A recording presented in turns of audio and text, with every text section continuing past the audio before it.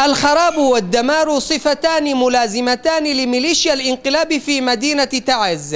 هنا نقف في مركز الكلية الصناعية بالمستشفى العسكري بعد أن حرر الجيش الوطني والمقاومة المناطق المحيطة بالمشفى. ظهر حجم الدمار الذي أحدثته ميليشيا الانقلاب بالمستشفى بأكمله، بل ظهر جليا في مركز الكلية الصناعية الذي تم قصفه من التباب المطلة على سوفتيل والسلالة الذي تتمركز فيها ميليشيا الانقلاب. ميليشيا صالح والحوثي حرمت مرضى الفشل الكلوي من الأدوية طوال الفترة السابقة وحاصرتهم كأبناء تعز. لم تكتفي بذلك بل أحرقت مركز غسيلهم. هنا تظهر الآلات وقد أحرقت بالكامل وسببت دمارا شامل بكل محتوياته.